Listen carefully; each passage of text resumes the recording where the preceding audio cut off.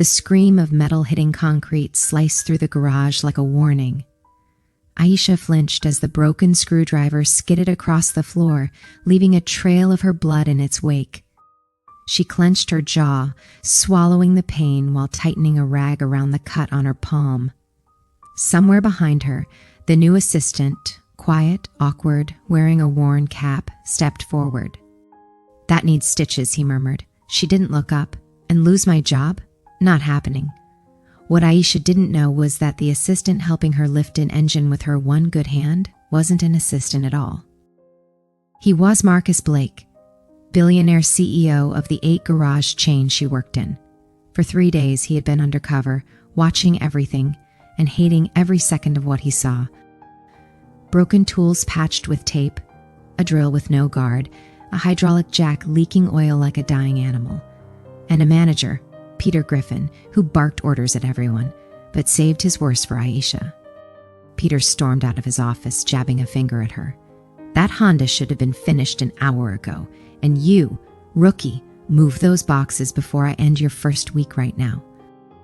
Marcus saw the way Aisha's shoulders tightened, as if bracing for a blow she'd learned to expect. Something twisted inside him. Later, stacking boxes in the storage room, Marcus found a file, dusty, thick, and horrifying. Accident reports, dozens of them. Deep cuts, crushed fingers, burns, repeated injuries. Aisha's name showed up more than any other, all labeled employee negligence. And beside those reports lay a signed memo from Peter, equipment replacement postponed to cut costs, approved by corporate finance. His finance team. He felt sick. Back in the shop, he watched Aisha dismantling a brake system with a wrench too big for the job, her hands trembling. "Why stay here?" he asked quietly. She laughed without humor. "Because 6 other shops didn't want a black woman, because some asked to find new cars or just cleaned offices. Here, at least they know I'm good." That night, Marcus sat alone in the parking lot long after closing, staring at the faded Blake Tech sign. His father, an immigrant mechanic, had built the company on safety and dignity. And Marcus had let it rot from the inside. He wasn't leaving things this way. The next morning, he arrived before sunrise, still undercover. He watched Aisha through the door with the same dirty bandage. His phone buzzed. Vanessa, the company's legal director, confirming everything was ready for a covert internal investigation. By afternoon, the auditor arrived. Fraud, forged signatures, hidden accidents, racist comments, everything. Marcus returned to the garage just as chaos broke loose. The mayor's luxury car had arrived for emergency service. Peter was suddenly all smiles, shoving Aisha forward. "Don't mess this up," he sneered. But Marcus noticed something deadly. The hydraulic jack holding up the mayor's car was cracked and leaking. He didn't even have time to warn anyone. The jack snapped. Aisha leapt back, barely avoiding death. The car slammed onto the concrete. The mayor's face went white.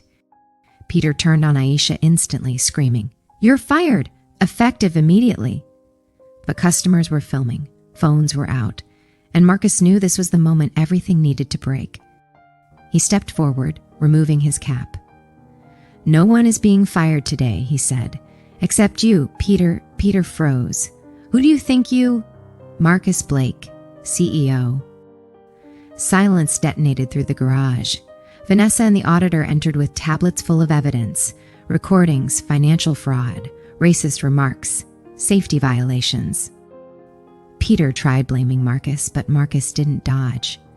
"You're right," he said. "I failed to supervise. I put numbers over people. That ends today." Security escorted Peter out as he shouted threats.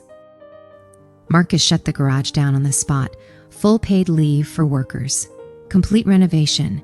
New tools. New management. Then he turned to Aisha. "Run the safety program. Full authority. Every request approved." She stared at him, skeptical. "Why should I trust you?" "You shouldn't," he answered, "but I intend to earn it." 3 weeks later, productivity was up 28%. 0 complaints, higher profits. And Aisha proved so sharp that she uncovered safety issues across multiple branches.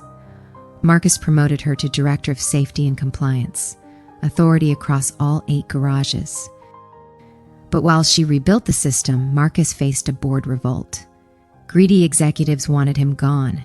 In the biggest meeting of his career, he presented the truth, pictures of injuries, videos of discrimination, and undeniable financial evidence.